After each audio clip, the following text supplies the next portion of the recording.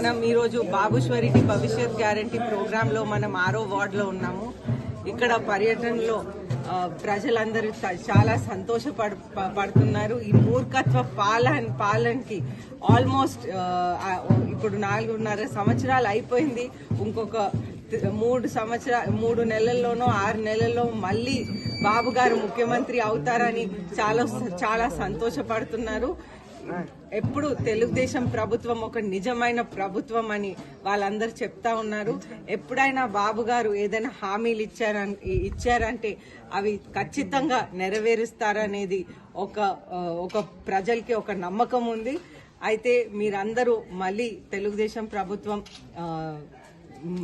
వచ్చి అలాగే నారా చంద్రబాబు నాయుడు గారు ముఖ్యమంత్రి అవుతారని ప్రజలు ఒక నిర్ణయానికి వచ్చేశారు. అలాగే మనం చూస్తుంటే నారా చంద్రబాబు నాయుడు గారు, పవన్ కళ్యాణ్ గారు, తెలుగుదేశం పార్టీ, జనసేన పార్టీ కలిపి ఈసారి ఎన్నికలకి వెళ్తున్నాయి. కాబట్టి ఇరు పార్టీల జెండాలు ఎగరేస్తారని ప్రజలు ఇరు పార్టీలకి సపోర్ట్ చేస్తారని కోరుతూ నేను సెలవు తీసుకుంటాను.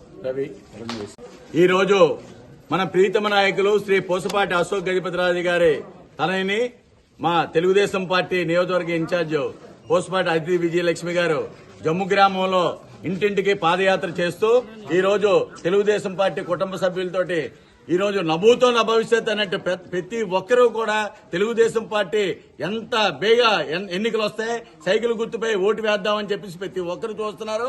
ఈ 4 సంవత్సరాల 9 నెలలు కూడా నరక యాతన అనుభవించారు ప్రజలందరూ కూడా. అన్ని వర్గాల వారు కూడా ఈ రోజు ఇబ్బంది పడే పరిస్థితి ఉంది. కాబట్టి తెలుగుదేశం పార్టీ మళ్ళీ చంద్రబాబు నాయుడు గారు ముఖ్యమంత్రి అయితే మన అందరి బాధలు పోతాయని చెప్పేసి ప్రతి ఒక్కరూ కూడా వాళ్లే తిరిగి మా మేడం గారికి చెప్తున్నారు. వాళ్ళందరూ కూడా పూర్తి స్థాయిలో ఈ రోజు ఈ 6వ వార్డులో విజయనగరం పట్టణంలోని ఏ వార్డుకి రాని అంత మెజార్టీని తీసుకురావడానికి మీరందరూ కూడా వేయాలని చెప్పి కూడా తెలియజేసుకుంటూ చాలా తీసుకున్నాం. అందరికీ నమస్కారం అండి. బాబు షూరిటీ భవిష్యత్ గ్యారంటీ కార్యక్రమంలో ఈ రోజు విజయనగరం నియోజకవర్గం 6వ డివిజన్ లో విజయనగరం తెలుగుదేశం పార్టీ ఇన్ఛార్జ్ శ్రీ పోసపాటి ఐతి విజయలక్ష్మి గారు గడప గడపకి మరి విచ్చేశారు. ప్రజలందరూ కూడా విచ్చేసి వాళ్ళకి ప్రతి కార్యక్రమాన్ని విజయం చేకూర్చారు. అలాగే ఈ సభాముఖంగా ఏం చెప్పదలుచుకున్నానంటే, అమ్మ జమ్ము గ్రామంలో ఇంతకుముందు నాన్నగారి హయాంలో ఒక వాటర్ ట్యాంక్ కట్టామమ్మా. ఇక్కడ ఉన్న పాపులేషన్ అయితే ఎక్కువగా పెరిగింది. పడలపేట గ్రామానికి ఇక్కడ ఉన్న బీసీ కాలనీలకి ఈ ట్యాంక్ నుంచి వాటర్ వెళ్తుందమ్మా. మనకి ప్రభుత్వం వచ్చిన తర్వాత వాళ్ళకి కూడా పడలపేట గ్రామానికి ఒక ట్యాంక్ ఏర్పాటు చేసి జమ్ము గ్రామానికి కూడా వాటర్ ప్రాబ్లం లేకుండా ఒకటి చేయాలని కోరుకుంటున్నాం. అలాగే రెండో ప్రాబ్లం ఏంటంటే, ఇక్కడ హౌసింగ్ వైఎస్ఆర్ గవర్నమెంట్ ఇచ్చినప్పుడు లోకల్ గా ఉన్న మన గ్రామస్తులకి మా గ్రామంలో ఇవ్వకుండా వాళ్ళకి బయటనిచ్చి బయట గ్రామాలకి ఇక్కడ ఇచ్చారమ్మా.